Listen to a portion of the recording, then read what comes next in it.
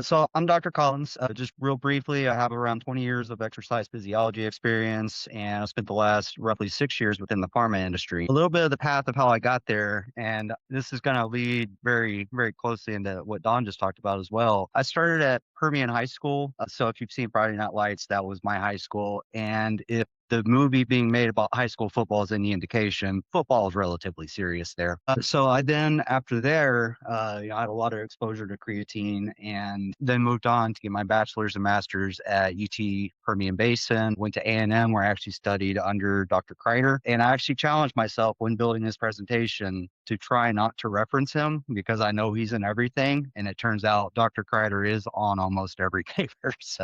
But after A&M, I moved on to do my postdoc in regenerative medicine and then moved into the pharma industry. Just to contextualize where I'm coming from, I've worked with companies across all levels, pharma, local communities, and across these conversations with top tier physicians as well as community members, there's one common thread that tends to pop up, and that is safety, and that's regardless of what we're talking about. So before we dive into the creatine, just real quickly, our body runs on ATP. So you have to have adenosine triphosphate. ATP causes the muscles to twitch. And there are several energy systems that give us this. We have glycolysis, which is glucose, and TCA cycle, which is fat. At the onset of those motions, we have to have creatine, which provides essentially immediate energy. So it gives up a phosphate, you have ATP from ADP, and that then provides an immediate boost for your muscles. So that's what it is. It's nothing crazy, just a molecule your body naturally makes it and provides energy.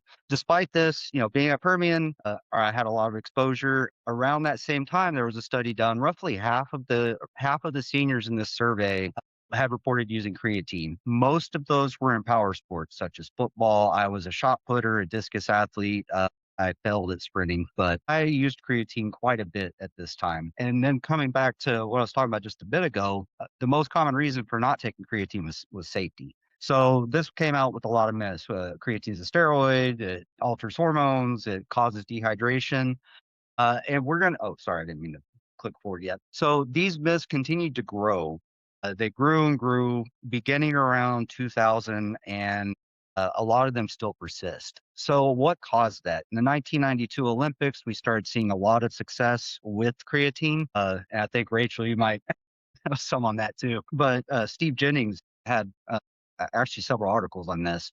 So in the 1992 Olympics, we started using creatine. Then in 1998, Mark McGuire started with the performance enhancing drugs, and that led to a lot of media panic all around the time I was in high school. So I got to live through all this. But we were taught to avoid creatine. Despite that, most of us took it. But in 2003, Dr. Greenwood conducted a study on NCAA players. He was one of my mentors at A&M, so a real good man. But so roughly half of the players were receiving creatine. They recorded everything that could have an impact because at the time we had a lot of instances with the athlete deaths, and it was primarily due to dehydration. But we saw that there was no incidence of that increasing.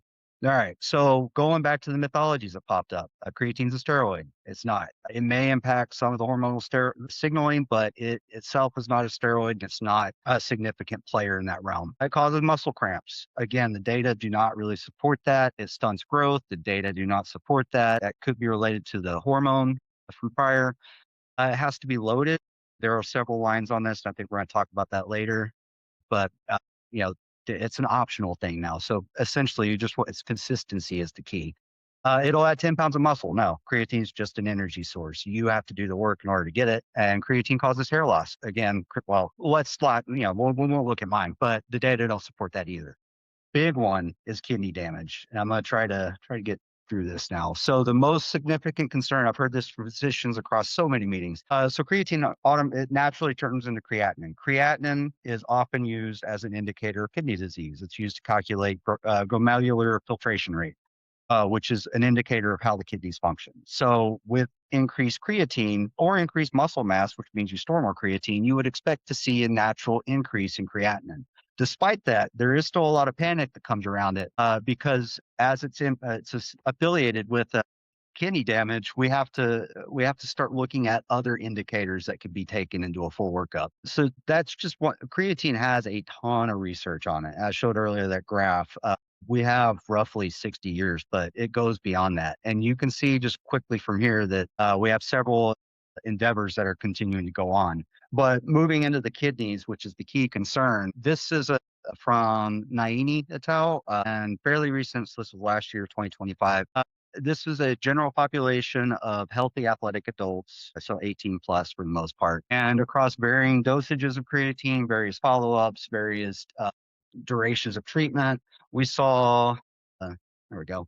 So after the creatine supplementation, we did see creatinine increase, but there wasn't a significant decrease in GFR, which would be indicative of that's what we would expect to see with creatine. So I'm going to go into those other indicators here in a second. But so we show that creatine is safe with the general public, and now we look at how is it in adolescents. So we're looking at it for major depressive disorder, dermatomyositis, and then looking at soccer, football, or football players or soccer for my American people. So there are quite a few people in these samples, especially the Australian one on row 4. And one of the big things from this that we saw no clinically meaningful changes in kidney function. So that'll be on the next slide. We'll go over those, but no signs of hepatotoxicity, so there's no like liver concerns popping up. And the 7-year follow up is the 12,000 sample Australian study, and yet there weren't any issues with the kidneys or cardiometabolic outcomes. So I know I'm close to time, so I'll try to wrap up. So the key takeaway, and this goes for physicians, this goes for coaches with athletes that have questions, this goes for parents who want to ask your physician for more. GFR cannot be assessed in isolation. It's a calculation based on one biomarker. I misspelled creatine there. We have to look at serum creatinine, but cystatin C is a big one. This is unaffected by creatine supplementation. So if you're seeing changes in calculation based on that, that could be indicative of damage at that point. Blood urea nitrogen or BUN, and then we have blood pressure, hydration status, and then muscle mass. So as I said, more muscle mass means more creatine storage. But the decision making has to be assessed across all these biomarkers, especially when we start talking about young athletes, because if they're coming in to get it, we don't want to like tell them not to take it just because creatinine's going up, especially when it's shown to be safe, and that's shown to be a fairly innocuous increase. So looking at proteinuria, hypertension, those are going to be your keys. Okay. And briefly, there are several trials that have been completed recently in creatine in adolescents, getting through this one. And then the big thing that we're still trying to look at is how those adolescent data look over long term. We know that the kidneys are safe, they're unaffected. We haven't seen any safety signals popping up in adolescents. And we're actually starting to see a lot of therapeutic benefits for creatine, such as in Parkinson's and Alzheimer's. Depression's a big one. And we're starting to see a lot in women's health and fertility as well. So it's just continuing to grow. We're seeing creatine expand. Like you were saying, Rachel, it's really exciting for me to have grown up in a time where creatine was basically demonized. And now we're seeing it as a potential for therapy across all aspects of adulthood and birth. So this is a figure I pulled off of Dr. Kreider's most recent article. And, creatine across the lifespan has been shown to be safe, and it's been shown to have positive benefits across all milestones, all milestones of development. So yeah, the science shows it's safe, and really it's a matter of just trying to get that education out there around what to test. So thank you.